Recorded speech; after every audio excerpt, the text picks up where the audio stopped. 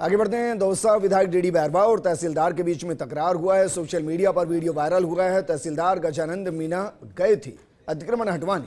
तहसीलदार के मुताबिक सरकारी भूमि पर निर्माण था और इसी बीच विधायक गुजर रहे थे उधर से। विधायक ने तहसीलदार से पूछा कि किसके आदेश से अतिक्रमण हटा रहे हैं। इस बीच दोनों के बीच में तकरार हुई। जद्दोजहद के बाद मामला शांत हुआ। जरा देखिए, यही वो वीडियो है जो सोशल मीडिया पर वायरल हो रहा है। आप भी सुनिए।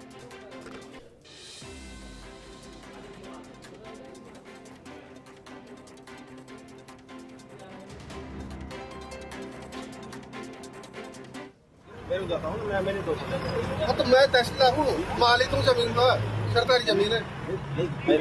आपने तो छोड़ने का आदेश क्या है? मैं आदेश मेरे कौन दिया? मैं खुद मालिक हूँ मेरी जमीन का। आदेश कौन दिया? मेरे को आदेश कौन देगा? मैं मालिक हूँ जमीन का। सरकारी जमीन है ये। कौन सी? ये वो सरकारी जमीन है, तो पूरे दौसा सरकारी जमीन है। हाँ, तो आप कोर्ट में चले जाओ। सरकारी जमीन है, मालिक मैं हूँ। आदेश कौन? सहयोगी लक्ष्मीकांत हमारे साथ जुड़ चुके हैं। लक्ष्मीकांत जी, सही है कि भाई तहसीलदार सरकारी जमीन का मालिक नहीं है, दरअसल संरक्षक है, दोनों में अंतर है। दूसरा, एक विधायक अगर कुछ पूछ रहे हैं तो बहुत शांति से भी बात हो सकती है। इस पूरे वीडियो पर वहां सियासी तौर पर क्या चर्चा है?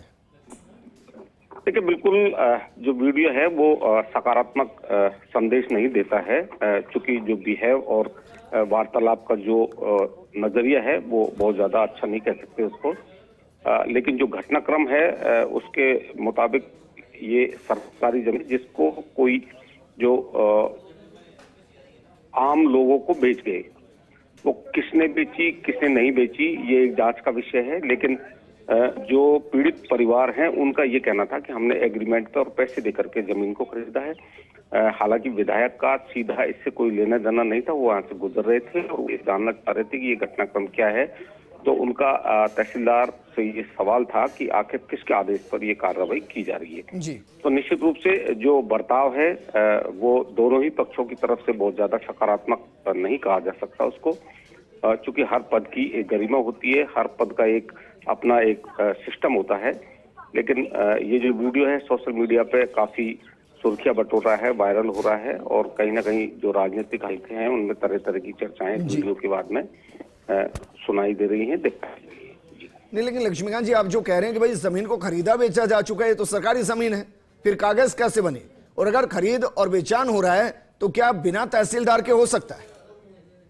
देखिए, जो इसमें जो जानकारी निकल करके आ रही है, फर्जी तरीके से इस जमीन का बेचान हुआ है। जमीन जो है वो सरकारी जमीन बताई जा रही है और सरकारी जमीन होने की वजह से पहले जो भी अतिक्रमण या जिसने भी जो बना रखा था, निर्माण कर रखा था, उनको नोटिस भी जिस तरह तहसीलदार ने जानकारी दी है, इनको नोटिस पहले दिया गया था। लेकिन इन लोगों का ये कहना था, जिन लोगों ने यहाँ पर अपना निर्माण किया है, उनका ये कहना था कि हमने इसको किया है। अब इसमें सबसे अहम बात यह है कि ऐसे जो प्रकरण होते हैं उनमें जो मूल मुद्दा है वो कहीं ना कहीं गौण हो जाता है। निश्चित रूप से यदि सरकारी जमीन को किसी ने फर्जीवाड़े से बेचा है तो उस व्यक्ति के खिलाफ भी कार्रवाई होनी चाहिए, क्योंकि जो पीड़ित परिवार हैं उन्होंने भी उनको भुगतान किया है। उन्होंने बाकायदा मीडिया को भी इस तरह के जो दस्तावेज हैं, इकरारनामे के जो दस्तावेज हैं, वो भी उन्होंने दिखाए हैं।